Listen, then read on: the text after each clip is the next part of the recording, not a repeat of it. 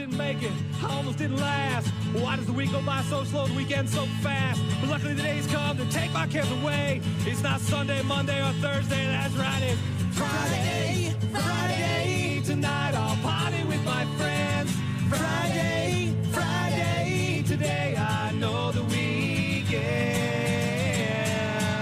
So I'll get out of bed and be to work on time. I'll give this day to the company, the next 2 days of mine. And when my day's over and the final work hour's past, I'll go home, have a shot of Cuero to the boss who can kiss my Friday, Friday. Tonight I'll party with my friends. Friday, Friday. Today I know the weekends.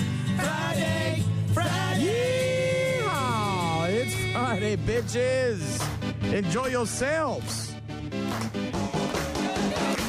Weekend is here, and the weather is going to take a drastic turn. We've been experiencing some really nice weather all this week with sunshine and temps in the 70s. Did get a little bit of rain, obviously, in some areas around us. They got some pretty severe weather early this week, but for the most part, it's been mild and agreeable. And it's not going to be too bad during the day today with high temps in the mid-70s and some clouds, but then look out later on this afternoon, showers, thunderstorms, lightning, the whole 9 yards. And then tomorrow and Sunday, temps in the 40s. Brr. It's going to be really chilly waiting outside the record store tomorrow morning. Yeah, tomorrow is, of course, Record Store Day. Looking forward to a couple of releases. Collective Soul dropping a whole brand new album tomorrow. Slipknot releasing some unreleased stuff tomorrow. Also, there's going to be an Adam Sandler release. That's the one I'm most hyped for. There's several others. There's a Megadeth release that I'm looking forward to, but Adam Sandler's first ever comedy album, they're all going to laugh at you. Yeah, so that's coming out on a vinyl, and it's got, I believe, an air freshener and some stickers, and I'm looking forward to picking that up tomorrow for Record Store Day. Not sure what you're doing, but if you've got a local record store where you're listening, you should be patronizing it on a regular basis, and then tomorrow, if you go, when you get there early enough, you can get in and score some really exclusive limited edition deals. I'm very excited for that tomorrow. I'm not excited about waiting outside for several hours, but if I get up early enough, maybe be right in the front of the line, so after the door opens, we'll get in, get what we need, and get the hell out of there. It gets a little crowded. Should be fun, though. That's tomorrow, though. That's Record Store Day. Today, I've got to work on the back lawn. I got the front lawn stuff done earlier this week. The back lawn, the backyard, that's getting the attention today. Got to do some raking. I just got the riding lawnmower back from the shop. It's all tuned up and ready to go for the summer. So I'm going to get that bad boy out. The grass is already in need of a mow. Try to get that done. I heard maybe we might get some snow over the next couple of days with the temperatures dropping. Yeah, I might see some of that. It's not going to amount to anything, but we'll see. Yeah. Anyways, what are you up to this weekend? Rockmornings.com. Gina's out, by the way. She's got an appointment, so she's going to be out today. But Doc is going to join me just after 8 a.m. I'm excited about that. Originally tried to get him to come in and be on the show the entire morning, but he's got work to do. He's driving around, dropping off loads. That's what he does. He's a load dropper-offer guy.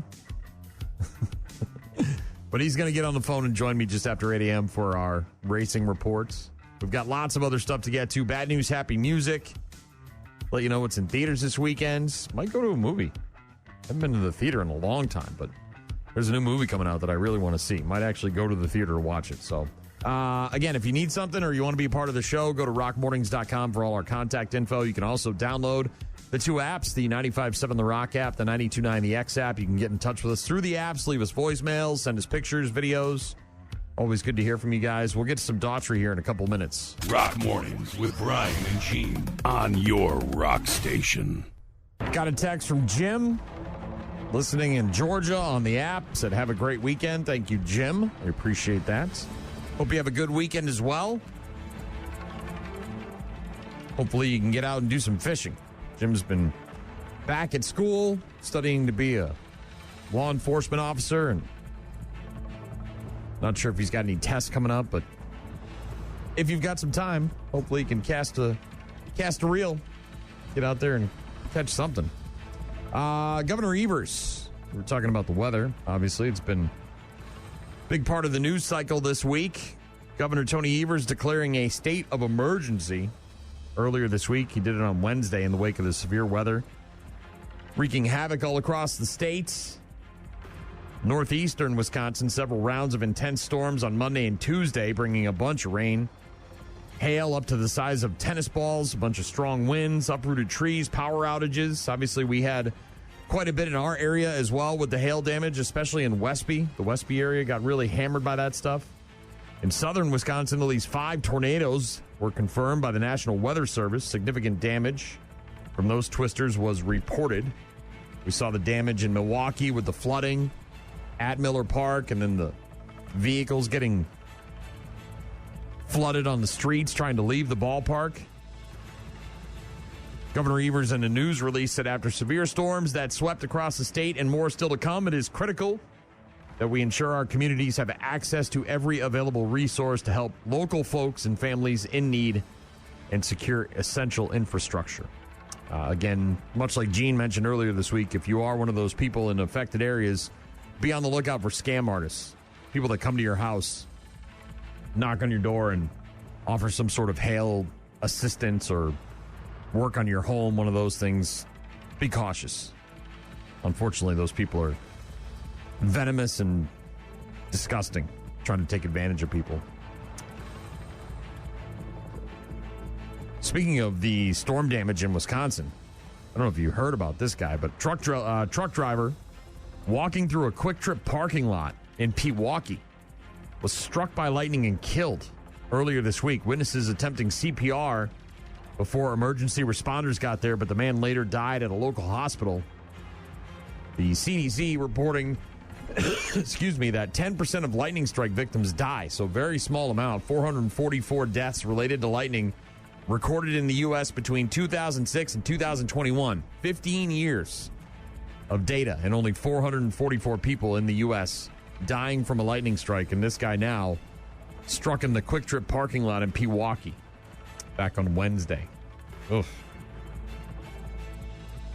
Waukesha Police Department said, tragic and rare event. Our thoughts are with the individual's family and loved ones during this difficult time. No name yet on the guy. Trader Joe's class action lawsuit. If you're like my wife and you enjoy going to Trader Joe's and getting all their weird frozen foods, some of them are okay. They apparently had a class action lawsuit because of credit card numbers on receipts, and you may be due for a refund. Some Trader Joe customers might be eligible for a payout as part of a $7.4 million settlement in a class action lawsuit. Trader Joe's agreeing to settle the class action lawsuit that was filed back in 2019, alleged that the company violated the Fair and Accurate Credit Transactions Act at some of its stores. According to the filings in the case, the plaintiff, Brian Keim, alleged that some Trader Joe's stores printed transaction receipts that included the first 6 numbers and the last 4 numbers of a customer's credit or debit card, making them susceptible to identity theft. Why not just print the whole goddamn credit card number? 6 and 4, 10, you're getting 10? What is there, 13, 12, somewhere around there? Trader Joe's denies the suit's allegations and any wrongdoing. However, they agreed to settle the case to avoid further litigation. Well, isn't that kind of the same thing? Anyways, if you shopped at Trader Joe's anytime in the last couple of years, you may want to Google that, find out if you could be eligible for some sort of payout as part of this class action lawsuit against Trader Joe's. Last but not least, the state of Minnesota, Hennepin County, now charging an ICE agent with assault for allegedly pointing his gun at people in a car while driving on a highway in Minneapolis. This just got released yesterday. An arrest warrant in Hennepin County says that Gregory Donnell Morgan Jr. is charged with 2 counts of second-degree aggravated assault. The warrant says that Morgan was working as an ICE officer in Minneapolis back in February when he pointed a gun at the occupants of a vehicle on the Minnesota State Highway 62.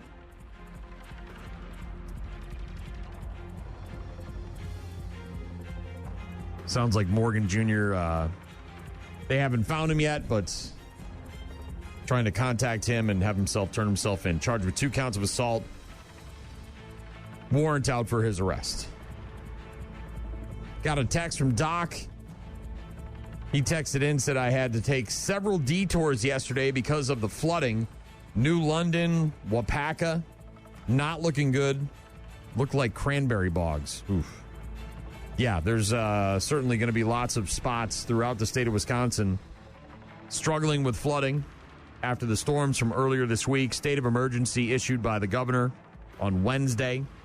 If you're unfamiliar with what that means, you can obviously Google that, find out more, see what kind of services are offered for people that are in affected areas. More showers and thunderstorms possible this afternoon in our area.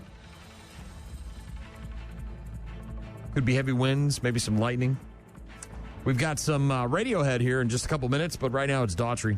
Rock Mornings with Brian and Gene. Find them online at rockmornings.com. That's what I'm saying. I don't belong here. I belong at home and in front of the TV watching the boys. I'm so close. I got a few more episodes in season 4, and then I'm caught up and I'm ready to go for season 5. This weekend, get a few episodes in and get closer and closer to that season 5, that final season of the boys. Ooh, exciting. Jim said he's definitely going to launch the boat about an hour from now. Go out and do some fishing. Good for you, buddy. Good for you. Garrett Mitchell scoring the go-ahead run as the Brew Crew bunted 3 straight times in the 7th inning. That's how you get it done in the NL, right? Small ball. Break a tie, beat the Blue Jays 2-1 yesterday. Another 2-1 win for the Brew Crew over the Toronto Blue Jays. It's going to be Kaz Okamoto. See how Serpa wants to work this. Crowd comes to their feet.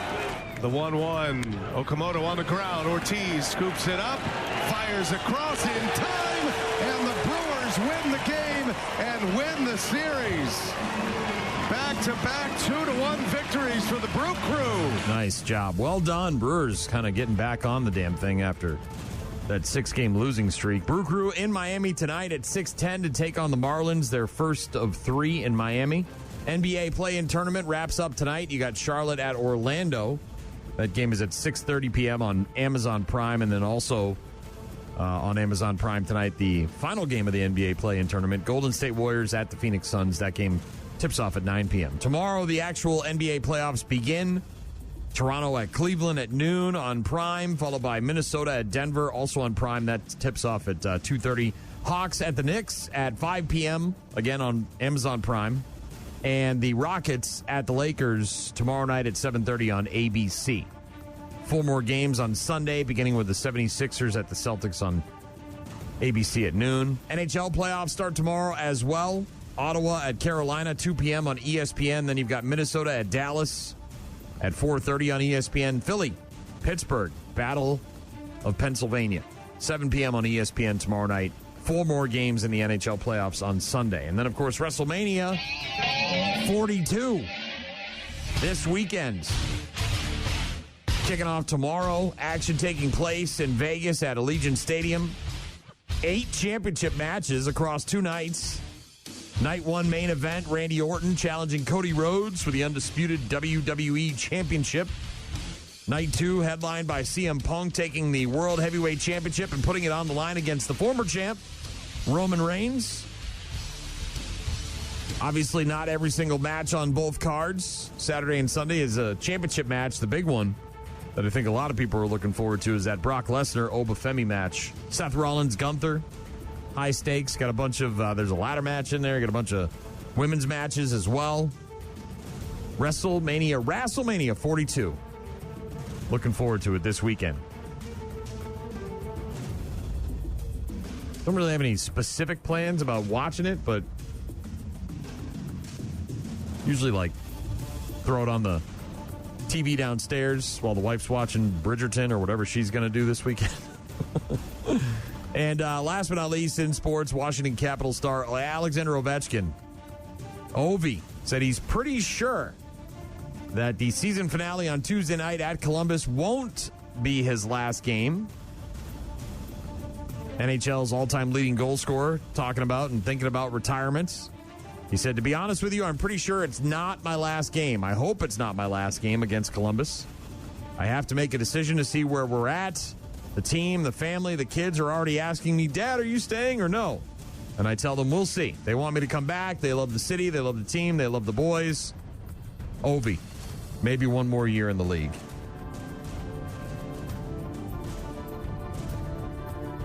Yeah, I don't know. You announced you got one more left. All the cities and stops do something nice for you along the ride. You know, give you like a bench made out of hockey sticks or something like that. Ovi. So Volbeat in a couple of minutes. Download the apps. If you want to get in touch with me, you can also go to rockmornings.com. If you've got something you want to hear, let me know. Try to get that on this morning. Do that Volbeat here in just a bit. Rock Mornings with Brian and Gene on your rock station.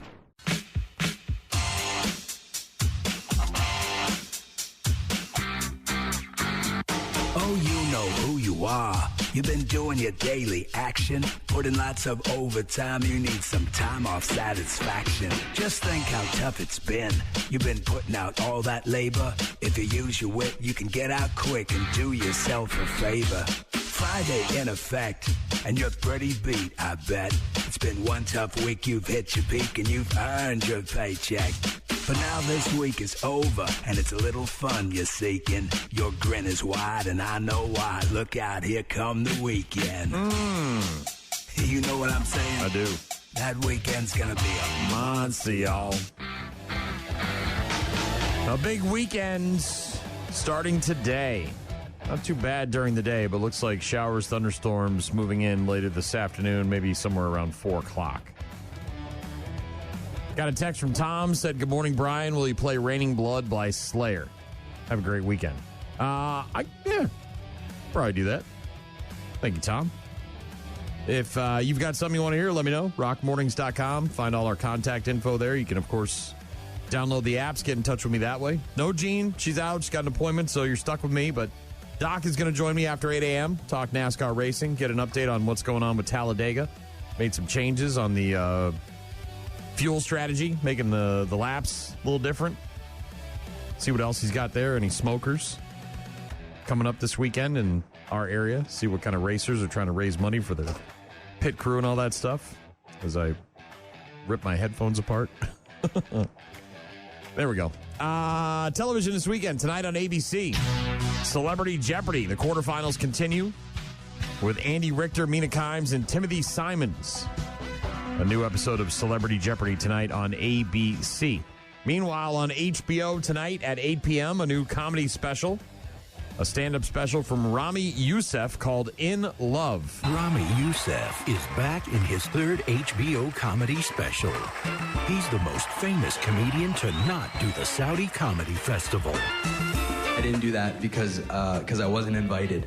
My wife, her whole family's in Saudi. I go there anyway. I'm the only guy in Hollywood that loses money going to Saudi Arabia.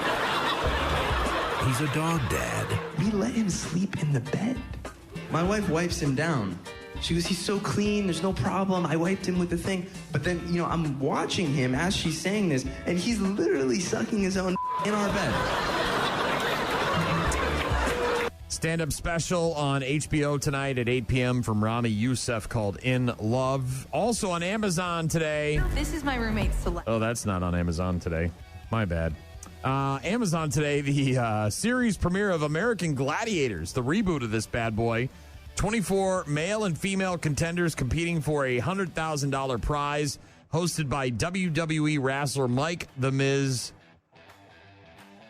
Mizanin. How the hell do you pronounce this? Is it Mizanin? The Miz. It's The Miz, and he's awesome. He's the host of the new American Gladiators, which premieres today on Amazon. Man, not that I think I could win, but you watch those shows sometimes, and you're like, that's comical. Right? The guy's shooting like a weird bazooka. I could do that. Then you watch that one where they get the footballs or the little dodgeballs, and they got to stuff them in the cones, and they're getting ragdolled by the gladiators. Yeah, that part I wouldn't want to do. That looked like some serious injuries occurred. But American Gladiators series premiere of the reboot on Amazon today. Also on Netflix today, Roommates, a movie starring Adam Sandler's daughter, Sadie Sandler, as a college freshman who gets into a passive-aggressive relationship with her new roommate at college. This is my roommate, Celeste. And this is me. If I seem traumatized, it's because I am. Why'd you stop? Keep singing! I was wondering what the process is for switching roommates. Is that my bra and underwear? I'm having a problem with boundaries. I would appreciate if you didn't sit on guys' faces in my bed. That is an incredibly fair request. Oof. I don't know about you, but I had several roommates in my younger years, in my teens, my late teens. Several roommates that did the whole bang their girlfriend in my bed for some reason situation. That was not fun to come home to and find out that your roommates were banging in your own bed.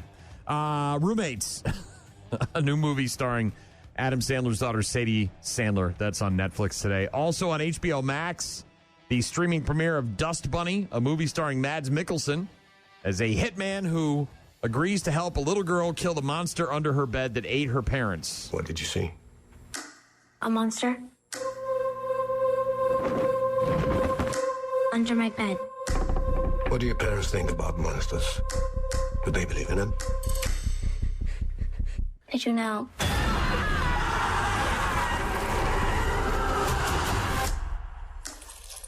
Is that enough to kill a monster? What makes you think I kill monsters? You seem like you killed all it thinks.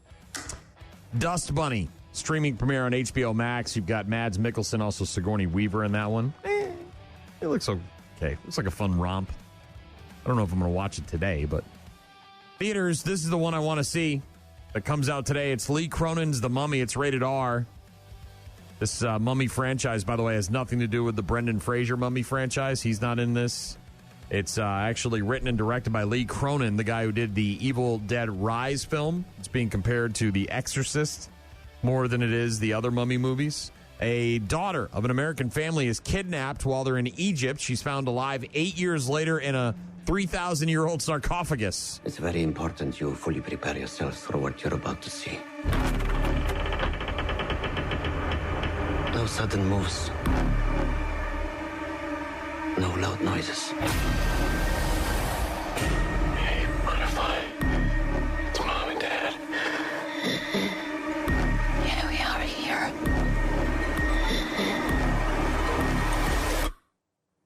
We're here.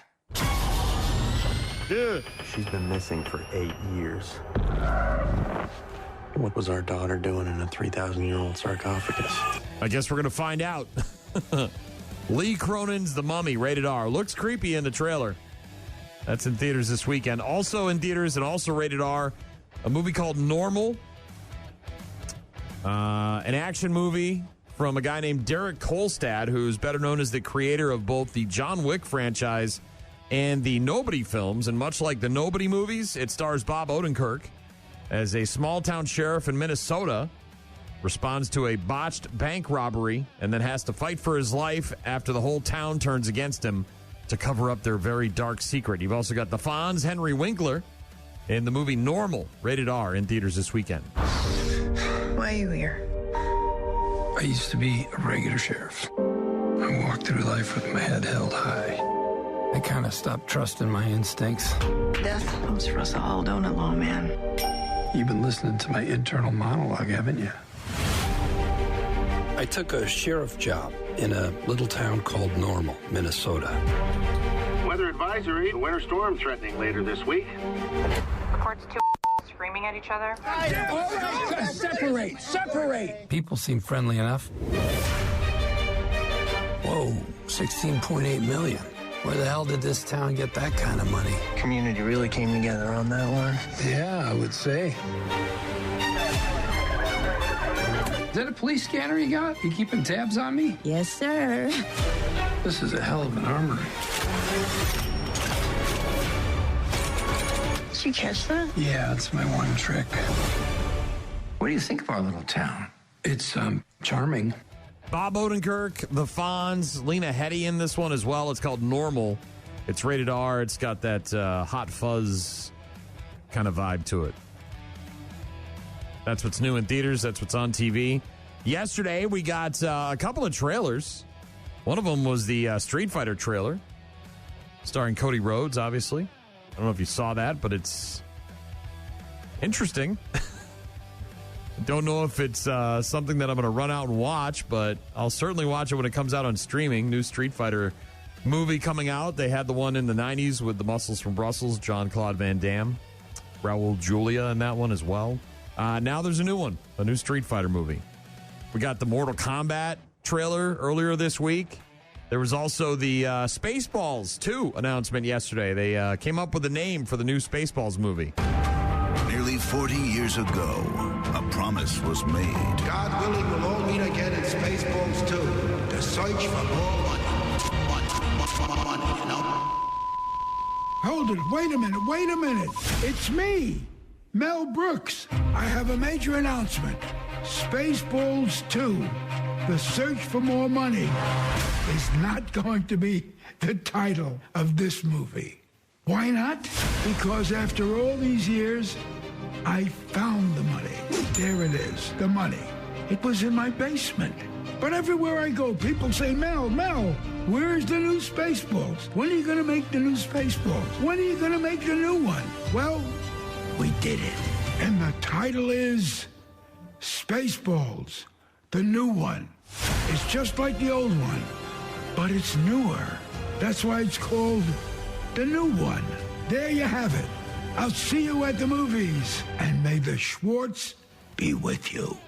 Spaceballs 2 will not be named The Search for More Money. It'll be Spaceballs, the new one. Rick Moranis, Daphne Zuniga, Bill Pullman, all back, obviously. Joan Rivers and John Candy have both passed away, so not sure what they're going to do with them. But seeing Rick Moranis in the interviews yesterday has been just a bright spot for me. After the guy retired from acting, essentially, to raise his kids and hasn't been seen much or heard from since. We had that incident in New York where he got beat up like a year or two ago.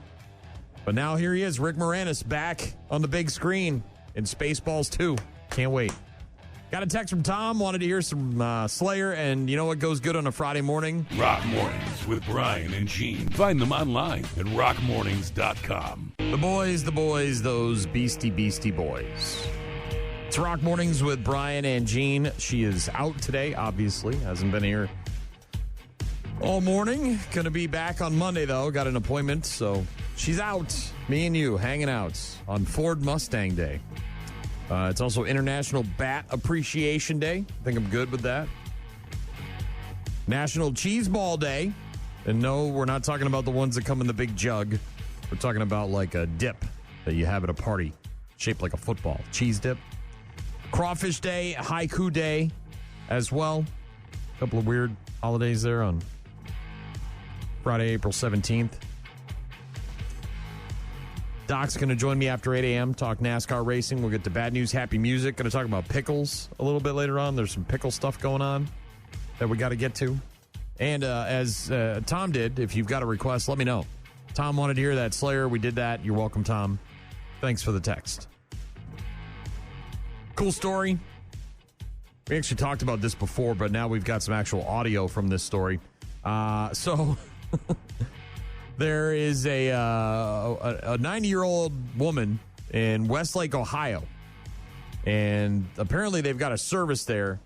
I'm sure they have this in many communities, but they have a service there for elderly people that still live on their own, and they get like a daily wellness phone call, right? So instead of a nurse having to come over or someone having to physically be there, they'll give them a call on the phone, and the person answers the phone.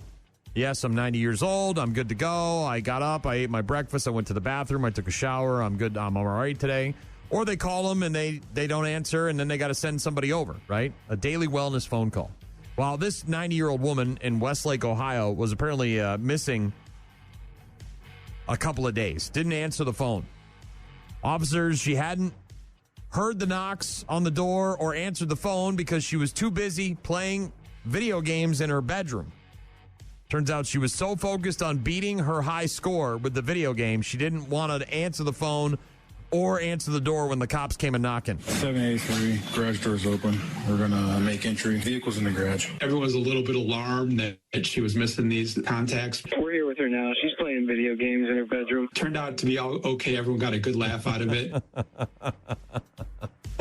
I love it. I love this 90-year-old lady. I think we talked about this before, but now we got the audio there from the body cam footage. They've got a program in Westlake, Ohio called Are You Okay? It provides daily phone calls to residents who sign up. Peace of mind to both the participants and their family members. 90-year-old woman didn't answer her scheduled call, so everybody got real concerned. Dispatchers couldn't reach her, so they called the daughter. The daughter tried to reach her. No luck there, thinking maybe she didn't want to answer an unknown number or something like that. So then the daughter couldn't get in touch with her. So then the cops had to go over. Officers sent to her home to check on her well-being, knocking, getting no response. They used a provided access code to open the garage. Her car was still in there. They were concerned, obviously, that maybe she had fallen, wasn't able to get to the phone, maybe had passed away. But they opened up the house and found out she was just busy playing some Mario Kart. I don't know what game she was playing, but she was playing video games and she was trying to beat her own score. One of the officers you heard there said everyone got a good laugh out of it. Woman very grateful for the visit, by the way. Not quite sure what game she was playing. I feel like that's a missed opportunity to really fill us in on all the information. That would be one of the first things I would ask. Like, what game are you playing? But they don't include that in the story, so I apologize. But what kind of games do 90-year-old women play? I mean, is she playing Metal Gear Solid? Is she playing Tecmo Bowl? Contra? Super Mario 3? Not quite sure what she's playing, but too busy trying to beat her own score to answer the door or the phone. Elsewhere, all up in my feels with this one. This is so cool. I love seeing these things. An 11-year-old boy in Texas had to go to the courtroom for his adoption day, right? There with the family that are going to adopt him. Big day, lots of emotions. Everybody's excited. And then he was very surprised when most of his fifth grade class, including teachers and classmates and other loved ones, showed up to fill the courtroom to show him support as he got adopted on his 11th, right around his 11th birthday. It was very fun and very emotional, and I had a great time, and I appreciate all my friends coming with me. This is back in late February, so a little over a month and a half ago. The 321st District Court in Texas, an 11-year-old named Kane Coles, officially adopted by Vondria and Tyrone Johnson. End of a 2-year journey in foster care for Kane. New chapter of his life. Nearly 45 fifth graders from Bell Elementary, where Kane goes to school, filling the courtroom to show support for their buddy. Roughly 100 family members and friends in attendance. The room overflowing. Kane's adoption finalized by the judge. Also approved his request to take on a new name, Alexander Kane Johnson. Very cool. 11-year-old Alexander Kane Johnson now thriving in his new home, very bonded with his family, and obviously not just at home but in school as well, with his friends that showed up in the courtroom to help support their buddy as he got adopted by his new family. Couple of tears there for that one. Very emotional. Good stuff. Going to talk about pickles here in a bit. Also going to get to Doc's Racing Report, Bad News, Happy Music, and if you want something, hit me up, rockmornings.com. Rock Mornings with Brian and Gene. Start your day with Rock Mornings. Rock Mornings with Brian. No Gene today. She's out. Just me and you hanging out, being buds. What up, dude?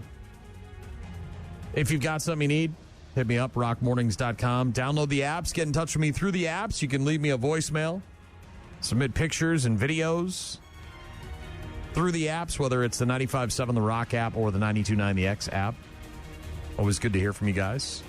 A couple of things, a couple of science-y things this week. This is kind of neat. A company in England This isn't the first time I've heard of something like this, but a company in England is apparently turning pee-pee into fertilizer. And they're apparently targeting music festivals in particular. Somehow they came up with a process that takes all the nutrients from the urine collected at music festivals, some sort of weird wapatuli, and other big events, soccer matches, whatever, turns it into an odor-free fertilizer. And apparently, there's a new forest of over 4,500 native trees in Wales that's being grown with that very fertilizer that they made out of the pee-pee from a music festival.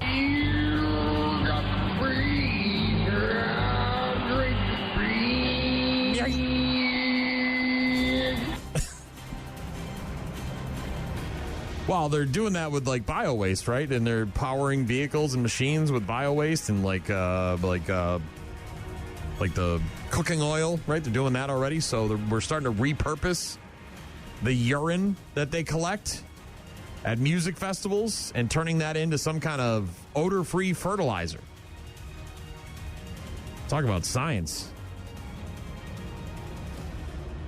The woodland in Wales, apparently featuring 4,500 native British trees like beech that are grown with this fertilizer made from the urine from the Boomtown Festival, Bristol Pride, and even the London Marathon. The very first seed in this forest was a Scots pine planted back in February at the Brecon Beacons National Park as part of a trial funded by the UK Forestry Commission. The fertilizer company, known as NPK Recovery, a startup that collects thousands of liters of urine from portable composting toilets at festivals, transforms that into an odorless fertilizer.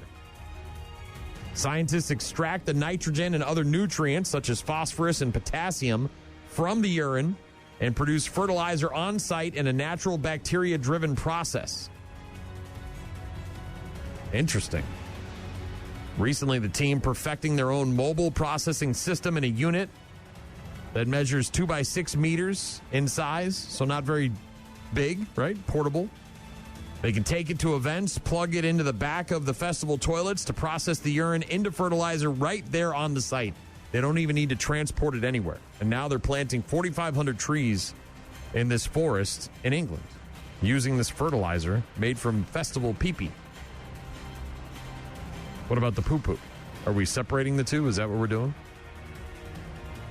They're saying that this process could help reduce sewage waste and replace chemical fertilizers. Interesting.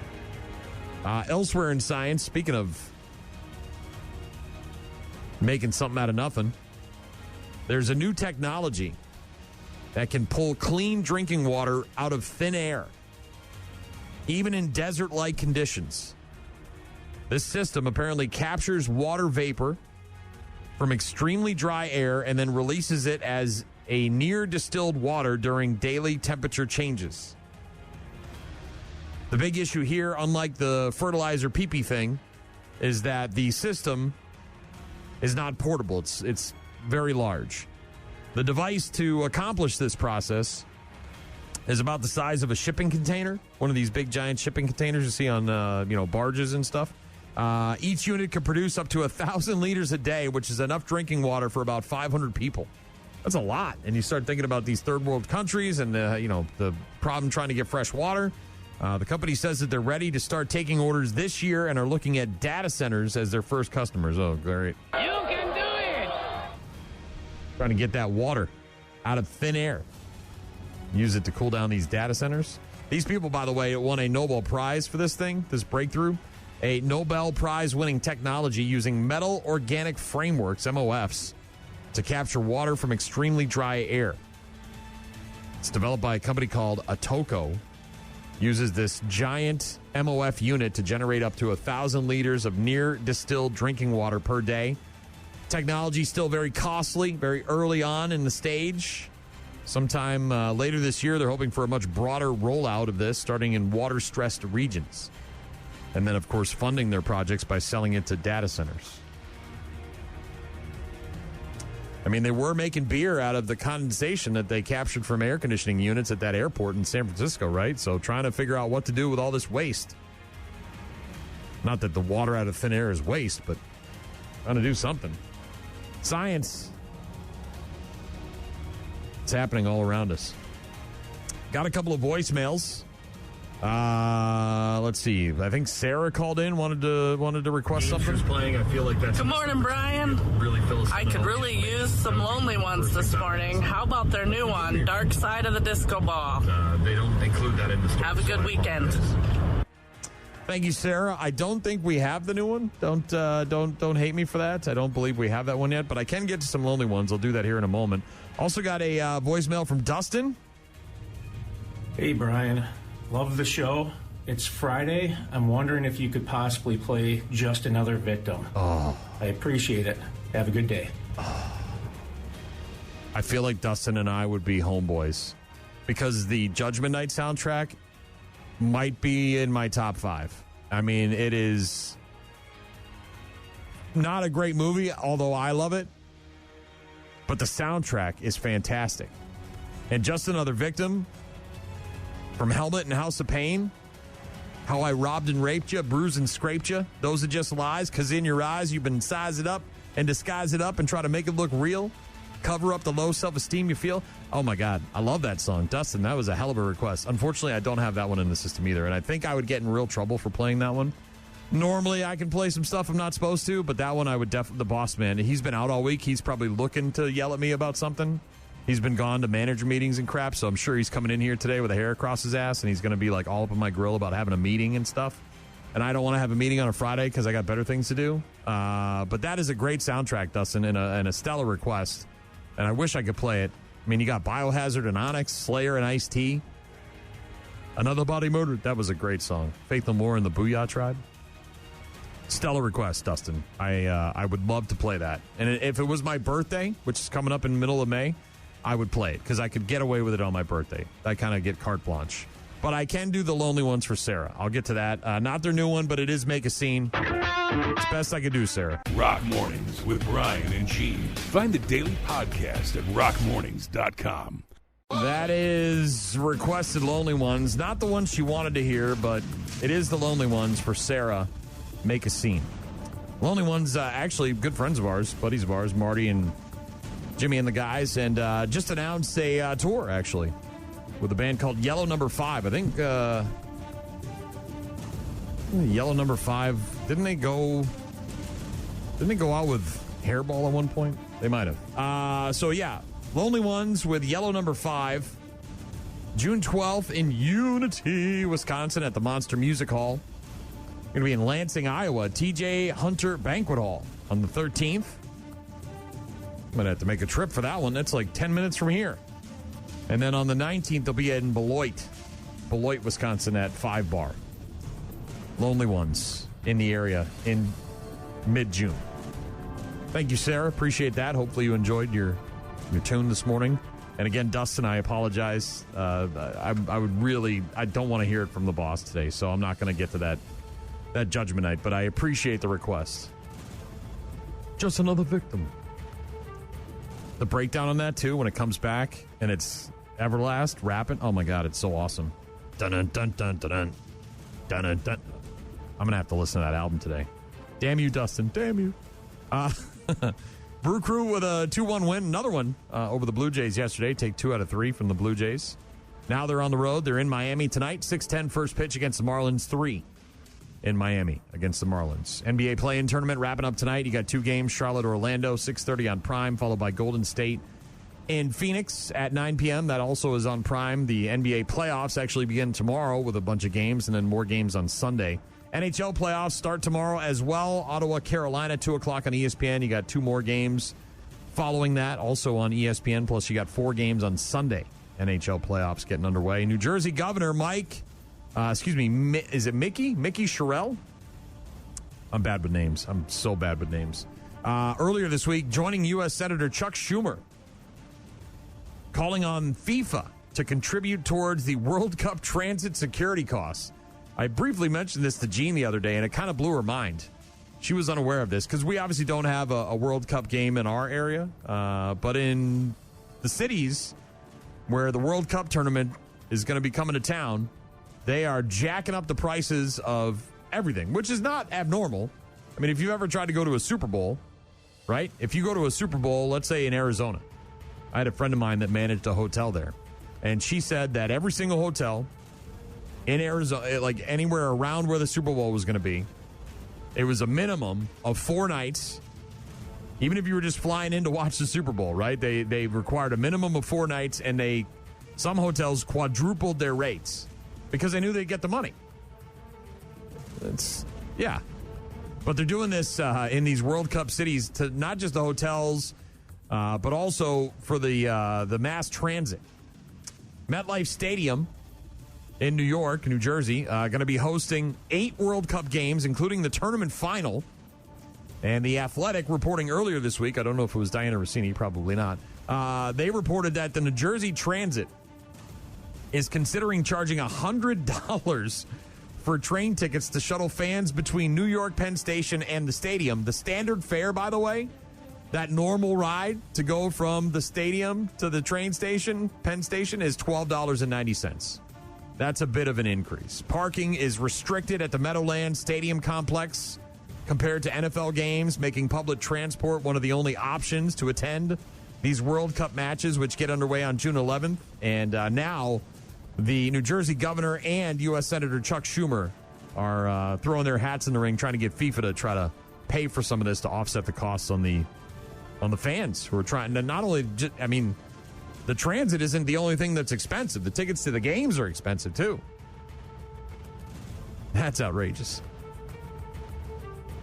Elsewhere in sports, Tiger Woods' attorneys fighting prosecutors' attempts to subpoena his prescription records for the last several months after that rollover wreck in Florida. Tiger Woods was arrested for DUI at the scene. The officers there describing his demeanor as lethargic. Investigators finding a couple of pills identified as hydrocodone in his pocket last week. The prosecutors in Florida filing a motion of intent to subpoena his prescription drug records from a local pharmacy between the dates of January 1st and March 27th, which was the day of the crash. They're seeking information on the medications that were prescribed, the dosages, any warnings about driving while using the meds. He pled not guilty to the charges and then, of course, fled the country to go to rehab.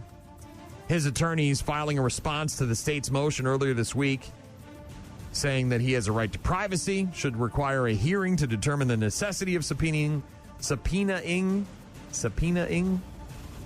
those records. Yeah. They want to find out how high Tiger Woods was when he crashed that car. I just got off the phone with the president. I love that move. I got to be honest. If I had the president's phone number, I'd call him too. I'd be like, Donnie, what are you up to, bud? I know you're busy, but I got a situation here. Could you help me out?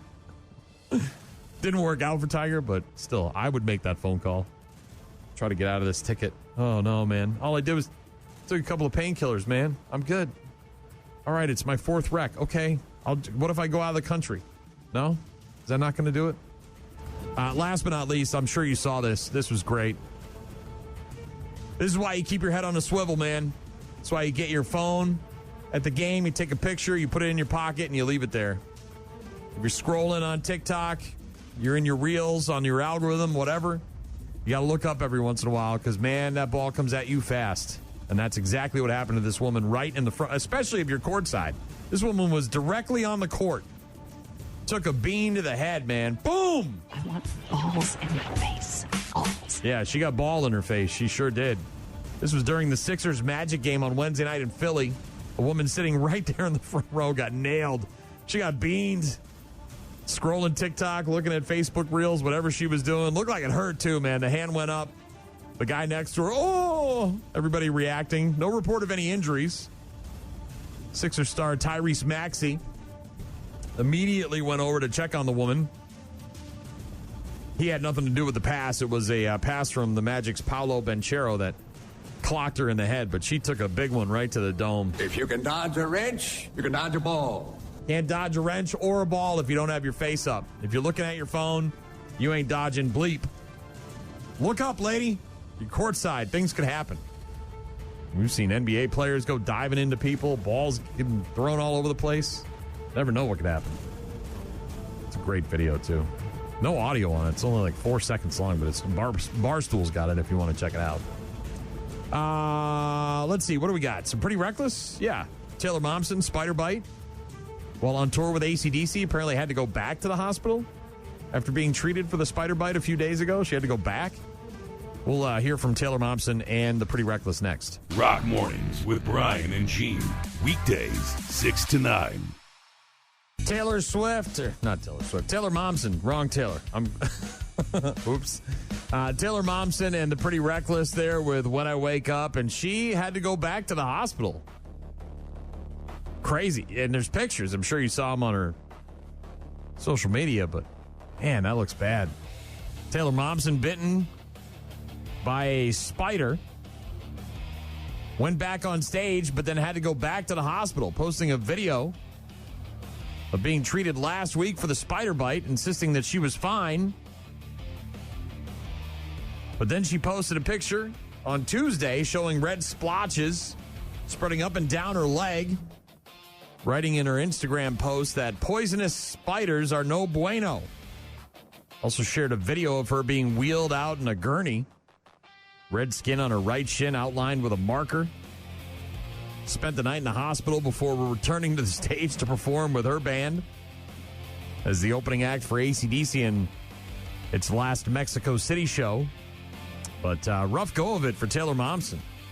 Thought she was going to be all right after getting treated for that spider bite. Not so fast. Had to go back to the hospital. Thankfully, it looks like she's going to be on the mend and be okay. But boy, oh boy. It's been a wild ride for her. She got bit by that bat on stage last year. Now she's bit by a spider, and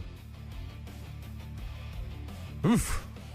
It's Rock Mornings with Brian and Gene. She's out today, so me and you hanging out. We'll get to bad news, happy music a bit later on. Doc is going to join me just after 8 for the racing report, and we got to talk about pickles. We got to discuss pickles. And anybody who knows me knows that I love pickles. I'm kind of a pickle junkie. And I'm across the board, except for the only pickles I don't like are hot, spicy pickles, because I don't like hot, spicy anything. It has nothing to do with the pickle.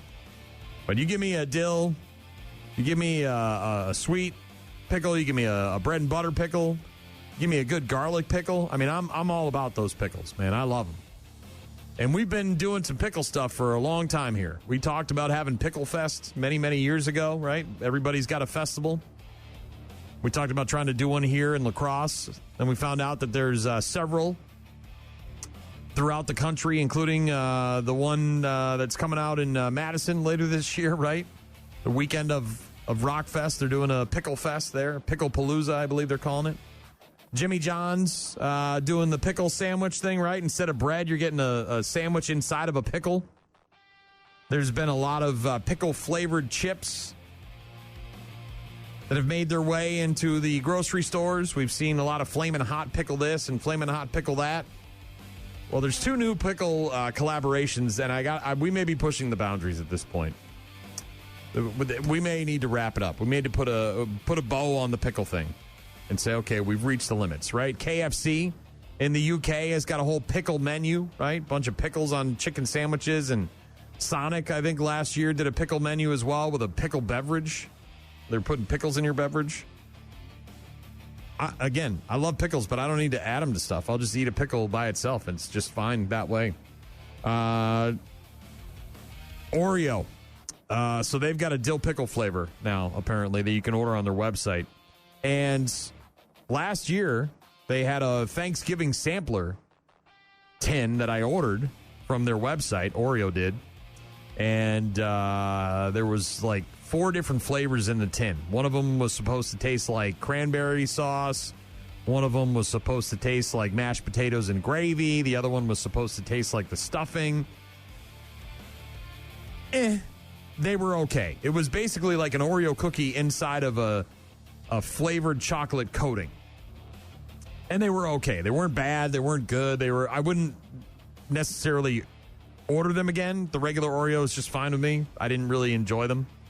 But they were okay, and I get why they're doing them. Obviously, the Grinch fries, too, are another thing, right? The pickle salt that they put on those things at McDonald's when the Grinch meal came out. Well, now we've got dill pickle flavored Oreos. Yeah. Oreo describing the dill pickle flavored fudge cookies. Saying, get ready for a bold fudge flavor that captures the essence of everyone's favorite jarred snack, dill pickles. We're constantly pushing the boundaries of flavor at Oreo by bringing you our playful take on beloved and unexpected flavor profiles. And apparently, these things are still available on their website. I went there this morning. I put a order in my cart, and much like the ones at Thanksgiving, it looks like it's a Oreo cookie inside of a frosting, a green dill pickle flavored frosting. Looks like you get 6 in a package. Somebody that tried them says they are a lover of pickles, along with 5 other friends who are equally as passionate about pickles as I am. They were tried as is, as well as in conjunction with milk. So they would eat them raw, and then they would also dunk them in milk and eat them that way. The review is a summation of their own experiences with Oreos, pickles, and my current experience with the cookie where the two meet. Yeah. Not so good. First impressions, actually rather unimpressive. I don't know if we need Oreos and dill pickles together. I really don't. The other collaboration that we didn't really see coming just got dropped on us earlier this week. It is Pabst Blue Ribbon Pickle Beer. They have teamed up, PBR teaming up with Grillo's Pickles for a pickle-flavored beer. 2 of the country's cult favorite brands making the Spear in a Beer dive bar classic a portable reality. Now, my wife, when she gets her spotted cow at the bar, likes a couple of olives in there. I certainly enjoy a pickle spear and my Bloody Mary, but I'm not really jonesing for a pickle inside of my beer. PBR and Grillo's Pickles joining forces to drop a limited edition PBR and Grillo's Pickles beer, clocking in at 4.7% ABV. This limited edition collab delivering a bright, tangy profile that balances the maltiness of PBR's classic lager with the crisp dill-forward punch that tastes unmistakably Grillo's. I haven't seen these on shelves yet. I don't know if you can buy them. But it apparently is going to be on the racetrack. Grillo's and PBR unveiling a co-branded paint scheme for a car in the Cup Series Jack Lynx 500 at Talladega Superspeedway on the 21st. Not quite sure who's going to be driving that car. I'm sure Doc will have that info for me. But if you see these bad boys out, the pickle beer from PBR and Grillo's, let me know. I'd love to grab a sixer of that. Give it a try. I won't throw any pickles on your parade. Thank you, Caitlin. But we may have reached the end here with the pickle collaborations. I got to be honest. It's getting weirder. Are there pickle-flavored condoms? Probably. Got a text from Alexi, living up in Montreal, said, hey, Brian, how's everything going? Wanted to show you a video. Went to see Magnolia Park. I found this band because of your show, so it was really cool. I hope you have an amazing weekend. And can you play So Cold from Breaking Benjamin? I can, Alexi. Good to hear from you. Hopefully things are good north of the border. I'm glad to see you're going to shows and enjoying the bands that we're playing. Here is Breaking Benjamin. Rock Mornings with Brian and Gene. Find them online at rockmornings.com. 8:15-ish on Fridays during the NASCAR season. We're joined by the one and only mid-pack legend, Mr. Technicality, Car 54, Billy Doc Niles, a.k.a. Captain Retirement, a.k.a. hashtag Mr. Fister, a.k.a. hashtag this guy. Happy July. It's happy 420 and it's on Monday. Hashtag this guy. I'm kind of anal. That's what all the guys at the campground say about you. Hashtag this guy. He's got it locked on the rock. He's listening to the doc. I'm sure Shorty is locked on the rock and listening to the doc. Hashtag this guy. You're getting a thrill by listening to Bill. If Gene was here, she'd say always. Hashtag this guy. He gets to stay on the box. That's exactly where I'm staying this weekend because I got no plans other than staying on that box. Hashtag this guy. He's going to have to come from the back. I'm probably going to do a little bit of that too. Hashtag this guy. Going to be a big one for them. That's what she said. Hashtag this guy. He could be coming from your backyard. Again, with the coming back. Hashtag this guy. A lot of beating and banging. It sounds like a good weekend at Doc's new camper. Hashtag this guy. Nothing says you can't slip one in without saying anything. Oh! Oh, Stinky Pete. Hashtag this guy. First day with the new tongue. Practice, practice, practice. Hashtag this guy. God damn, I'm going too fast. Gene was here. She'd say, nobody ever said that about you, Doc. Hashtag this guy. He sees her. He doesn't have time to turn away from her. Blasts her in the rear end. Yeah, again, with the coming from the back. Hashtag this guy. I do this in the truck every week, too. You know? Oh, he does it in the truck every week. Oh, man. He's doing it everywhere. Hashtag this guy. Whoa, what am I touching here? Whoa, what are you touching here, Doc? Hear that? Yeah. You mentioned the new camper. That's the camper key. Oh, is this the christening weekend? Is this when all the magic happens? God, I hope so, but we'll see what happens. But we got a little bit set up last week. Didn't get much done with the rain last week, and I was going to try and set some up tonight, but with the storms coming in, looks like tomorrow's going to be a good day to start setting stuff up and having fun this weekend. So, I bet you're looking forward to camping season. We went and stacked some wood up last night, so we're good to go for most of the summer with our campfire wood, and we're going to be ready to rock here. Is Lori going to stack your wood this weekend or what? She stacked it already, buddy. Oh, look at this guy. Nice and early Friday morning. Cordwood. Cordwood. Nice and early Friday morning. How you doing, huh? Doc, we just we had a couple of things this week that we mentioned. Number one, Talladega. Big change with the Gene had no clue what I was talking about, but that's not surprising. So they changed the stage lanes and when the laps and when they end because of fuel conservation. Tell me more about that. Yeah, well, if you remember, we talked about this a couple of weeks ago. They were considering this back at Daytona. All the races, they try and run the stages like a short stage, a little bit longer stage, then the longest stage towards the end. And what happened at Daytona is, they were fuel saving, so they had to do one stop in the final stage, and it made for some boring racing. You saw that. It must have been about 30 or 40 laps of three-wide, three-quarter throttle racing, which was just boring as heck. I mean, I even got to take a nap. So NASCAR was considering several changes. They considered maybe doing something with the template, the restrictor plate they put between the carburetor and the engine. Didn't do that. They thought about maybe screwing around with the spoilers. Didn't do that. Instead, they decided to reverse the stages. So now the longest stage is going to be the first stage next week, 98 laps. Then it's going to be 45 and 45. They can go somewhere in the neighborhood of 48 to 50 laps on these super speedways before they need to stop and take a pit stop. So the thinking is 45 lap stages, there won't be any fuel conservation going on. And to answer your question, you brought this up a little while ago with the Grillos and PBR. It'll be on the Noah Gragson car, the number 4 car next weekend. Okay. So you got someone to root for. It's the number 4 car. With his first Cup Series win last weekend, Ty Gibbs becomes the 207th driver in series history to win at least one Cup race. While he credits Grandpa Joe Gibbs for giving him the opportunity, and a lot of people are saying, silver spoon Grandpa gave it to him. He actually earned this one, and he dedicated the win to his late father, Coy Gibbs. Now, a lot of you, if you remember, in 2022, when Ty won the Xfinity Series championship, they all celebrated at the track that night. And Coy went to bed that night and never woke up. He fell asleep and passed away in his sleep. So he dedicated it to his dad. And one of the cool sights, his mom, who was in tears, and he gave the flag to his mom and took her for a ride around the track. And so that was a pretty cool deal.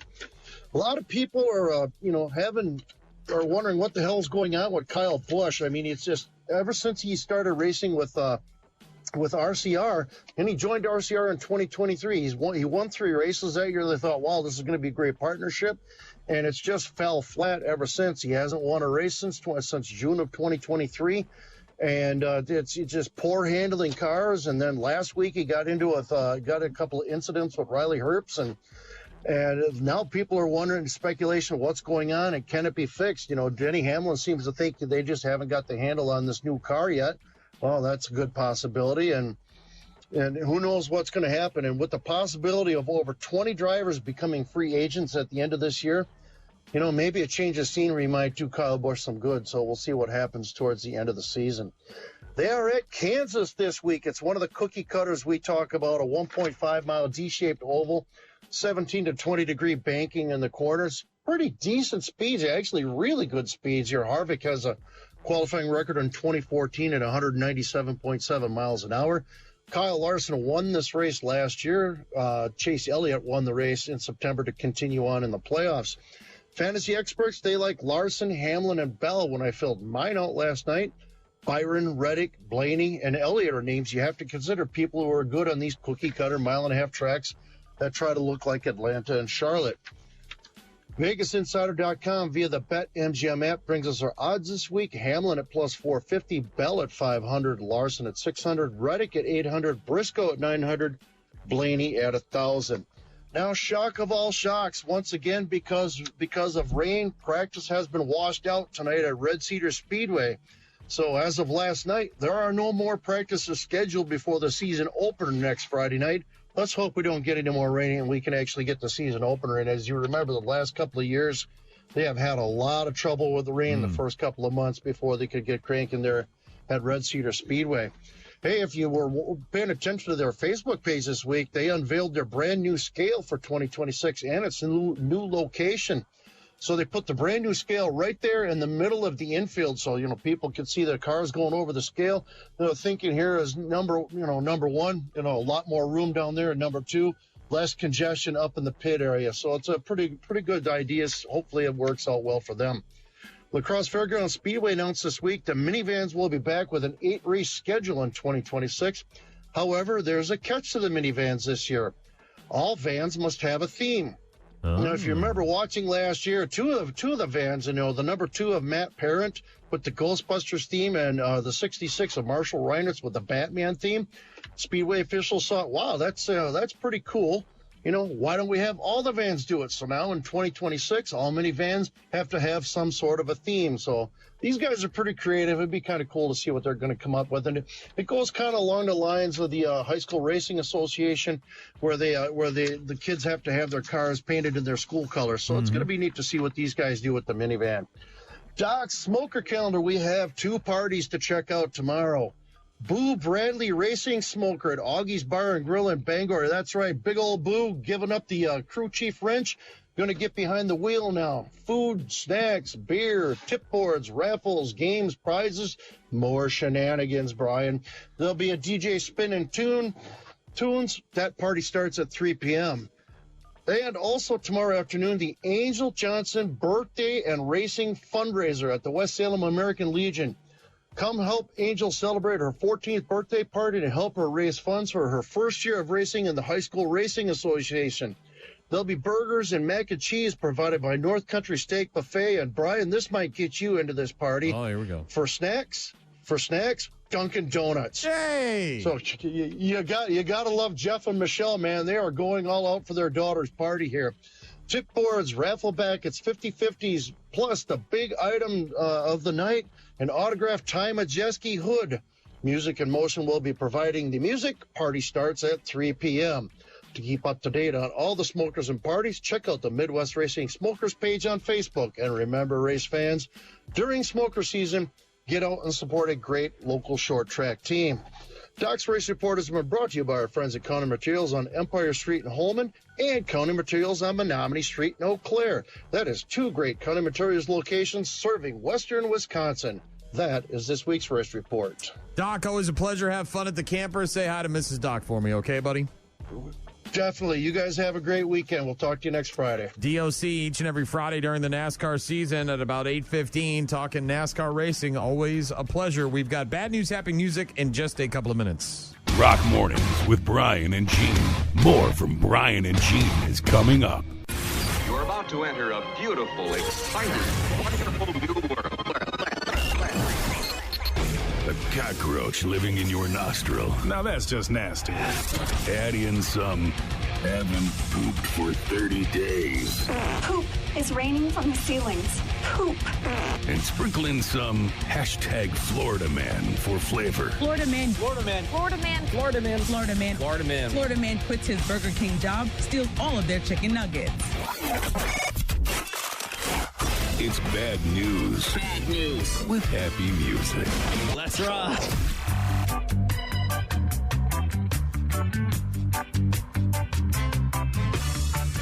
Nobody said criminals were smart. This is in Louisiana. Police caught a motorcyclist that they've been looking for a while. The man kept a tally on his motorcycle with the number of times that he has apparently outrun the cops.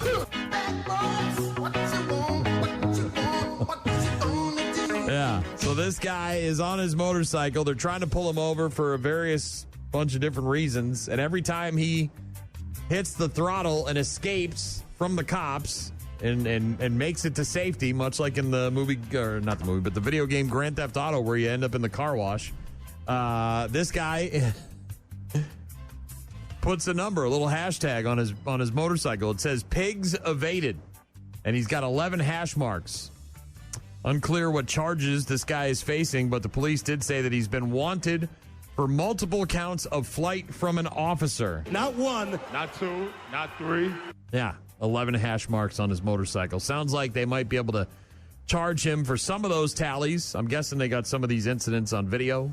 I'm sure the bike is recognizable. By the way, the bike has been impounded, so he's not going to be running from anybody anytime soon. But yeah, right there on his, I'm guessing that's his fender, and it says pigs evaded, and he's got 11 hash marks there. Troopers with the Louisiana State Police arresting a motorcyclist wanted for multiple counts of flight from an officer. Oh, there he is. A little crotch rocket. He looks so sad. Agency sharing pictures of the suspect and his motorcycle. Appears to be an ongoing count of the number of times he's fled from authorities and eluded capture. Well, they caught him finally. They didn't put a name on this article on the guy, but they finally got him after 11 tries. 1, 2, 3, 4, 5, 6, 7, 8, 9, 10, 11, 12. They got him on the 12th try. They finally tracked his ass down. This is something that Jean never wants to talk about. She's not into the conspiracy theories. A scientist experimenting with anti-gravity technology found dead at the age of 34 after warning that her life could be in danger. Another mysterious case of death and disappearance in recent years involving scientists involved with the government and possible alien technology. Amy Eskridge, 34 years old, when she allegedly died from a self-inflicted gunshot wound to the head in Huntsville, Alabama, back in 2022. Neither the police nor medical examiners have publicly released any details of an investigation ever taking place. Before her alleged suicide, she was openly researching and trying to develop anti-gravity technology. Obviously trying to revolutionize space travel, energy production. Conspiracy theorists have also claimed that the U.S. military has been experimenting with that technology for years, but the government, of course, denied. Back in 2020, she stated she was planning to present foundational work regarding the anti-gravity, but needed approval from NASA. And since her passing, a bunch of details, including an unearthed interview with her, along with independent findings submitted to Congress, have now claimed that the death was not a suicide and was instead part of an elaborate murder conspiracy. Her death marks the 11th person now with ties to America's space or nuclear secrets who have died or mysteriously vanished in the last couple of years. Yeah. She said during a podcast before her death, if you stick your neck out in public, at least someone notices if your head gets chopped off. If you stick your neck out in private, they will bury you. They will burn down your house while you're sleeping in your bed, and it won't even make the news. Ugh. Yikes. That's foreboding. Amy Eskridge, allegedly taking her own life in 2022 after trying to develop some kind of anti-gravity technology. Number 11 on the list. You just made the list. Here's something that, if you're my age, you remember talking about in maybe junior high or high school. The whole Marilyn Manson removing a rib rumor that went around the halls. Right? Everybody remembers that. There were allegations that Marilyn Manson had a rib removed so that he could self-pleasure himself. Is that how you say that? I don't know. Autofellatio? Yeah, something along those lines. That, of course, was a rumor, but somehow we all knew about it. We also all thought that maybe he was the kid on Wonder Years. Well, rib removal is actually a thing, and it's gaining in popularity. This is in Scottsdale, Arizona. A plastic surgeon there is now performing rib remodeling, a procedure that narrows the waist by 2 to 5 inches. Uses high-frequency vibrations to score the bone, requiring that the patient then wear a corset for at least 2 months to heal. They used to do this in, the olden times, right? You just suture, you'd put a corset on them, and you'd tighten that bad boy up, and you'd change the shape of their hips and their rib cage. This surgery, by the way, very controversial. Online backlash prompting patients to hide their identities. Experts are urging psychological considerations, right? Like maybe go get a mental evaluation before you get some rib stuff done. But this plastic surgeon in Scottsdale, Arizona, one of the first to offer a new procedure called rib remodeling. One woman who got the procedure now speaking out about her experience. The doctor said you're basically scoring it till you get through that cortex. This is Dr. Orrin Tessler at the Define Plastic Surgery in Scottsdale. New type of procedure that he performed on this woman's rib. Trying to shape the ribs, create an hourglass waist. So we're taking the shots of the GLPs. We're fasting. And now we're getting our ribs remodeled. Not a big deflection that is required. Sometimes just a little deflection. You can get 2 to 5 inches of narrowing of the waist. Oof. After the ribs are then moved, the patient wakes up and wears a corset for at least 2 months while the ribs heal in their new position. Man, people are doing anything to look different. They're just not happy with their bodies. I'm good. Rib remodeling, though. A new Marilyn Manson procedure that you can get done in Scottsdale, Arizona. One woman said, I feel completely normal, completely fine. My waist is just smaller. If you have the means to do it and you have something that's bothering you and you want to fix it and make it better, why not? Just let people live their lives and let people do what they want to do. And I'm happy. I'm super happy. Yeah. Not technically taking out the rib. But that might be next, right? Start removing things. I mean, you got these people that are putting holes all in their face and putting things underneath their skin, horns and whatever.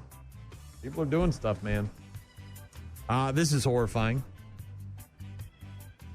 Not surprised to hear this number, but it is still terrifying. Yeah. AI chatbots misdiagnosed in over 80% of medical cases, according to a study. Top models, including OpenAI and DeepSeek, make judgments too quickly when patient data is incomplete. Now, obviously, having incomplete data leads to misdiagnoses. But still, if your future doctor was learning with ChatGPT, you may want to make sure you check their diploma. AI chatbots misdiagnosing in over 80% of early medical cases. Hey, Alexa, I have a mild headache. Based on your symptoms, you may be experiencing a rare 14th century Viking bone plague and possibly a haunted sinus. What? It's just a headache. Updating diagnosis. You are now at high risk for spontaneous skeleton detachment. Would you like me to order a replacement skeleton on Amazon? No, I just need water. Overhydration detected. Possible hypervolemia, often resulting in kidney failure. Would you like directions to the nearest emergency room? Oh, no! 80% and then some. That's a scary number. Consumer AI chatbots faltering when used to make medical diagnoses, particularly when faced with incomplete info. According to this new research, Study finds that leading large language models struggle to suggest a range of possible diagnoses when patient data is limited. Which is not that surprising, right? Okay, so you don't have a ton of info in terms of like maybe what their medical history is, their family history is. So you're a chat GPT AI bot or whatever the hell you are, and you're going on, you're driving down a pothole, a road filled with potholes. And you're trying to avoid those potholes. It can't be bargained with. It can't be reasoned with. It doesn't feel pity or remorse or fear. Yeah. And it absolutely will not stop. Ever. Until you are dead. But, we constantly have these stories about these people that are relying completely on AI to live their lives instead of, trained professionals. The findings, by the way, highlighting the dangers of relying on technology alone to pinpoint health problems, particularly in cases where data users' input may be vague or patchy. Duh.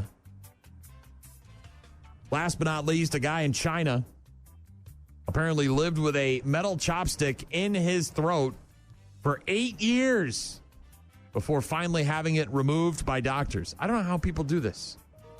I don't know how people live like this. 8 years? You had a chopstick in your throat for 8 years before you went to the doctor and got it taken out? 8 years? Dude, you got like 10 seconds. That thing better come out. I mean, can't you get a buddy with some needle nose pliers? Get down in there, grab that. I mean, I guess it could be like, I don't know, man, how do you eat food? How do you lay down? How do you bend over? I mean, isn't that thing in there jabbing you? Oh, God. 46-year-old guy recently showed up at a hospital complaining about unbearable pain in his throat, foreign body sensation following an x-ray. Doctors shocked to see a 12-centimeter shaft stuck in his throat. Yeah, from the looks of it, it was up almost in his nasal cavity. I mean, from the x-ray. This thing wasn't way down in his chest, like he had swallowed half of it. It looks like it's just like sort of up in the back of his mouth. 8 years ago, this guy accidentally swallowed a whole metal chopstick while eating. How do you swallow a whole metal chopstick? God damn. Didn't go into specifics about how it exactly happened, but an article on the website from the hospital mentions that the man apparently used to have an alcohol problem. All right, so maybe he got drunk, and one night he was having some sushi, and the next thing you know, I got a chopstick lodged in my throat. Although he experienced a choking sensation in his neck and intermittent pain, immediately after the choking, he had no difficulty breathing. So this thing was not impacting his ability to breathe.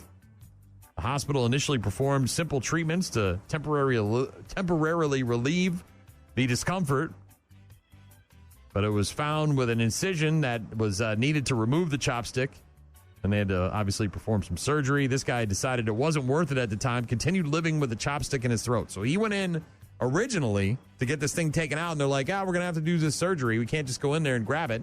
And he said, I'm good, and then he left. And then for the next 8 years, this guy just walking around with a chopstick in his throat. That's lunacy. No, thank you. You got to see the x-ray on this guy. It's like way up behind his nose. Ugh. How do you live with that? 8 years. You got like 8 minutes. And I got to get that thing out. Do all the surgeries, whatever it takes. Get a big-ass magnet. Can we get a magnet? Bad news, happy music. We'll get to our daily check-ins after Five Finger Death Punch. Rock Mornings with Brian and Gene. Find them online at rockmornings.com. Call. Hello. Email. I tried emailing you. Text. So many ways to check in with us. Check. We rely on you guys for traffic updates, requests, and all sorts of other stuff. Check this out. The website is rockmornings.com. You can head there for all of our contact info. You can listen to the show live on the website. Daily podcast is on there. You can occasionally win contests on the website as well. Download the apps. If you want to submit voicemails, pictures, and videos, you can download the 95.7 The Rock and the 92.9 The X apps and converse with us that way. Got a lot of text messages this morning. Doc texted in. Said he had several detours yesterday because of the flooding. New London, Wapaka. Said it looked like cranberry bogs. Then we talked to Doc just after 8 a.m. for his racing report. Jim down in Georgia said have a great weekend. Said he's going to be launching his boat sometime later today. Enjoy yourself. Have a great weekend. Tom wanted to hear some Raining Blood by Slayer. Did that. Have a great weekend. Thank you, Tom. Alexi from Montreal, I believe. He lives in Montreal. Up in Canada, the Great White North.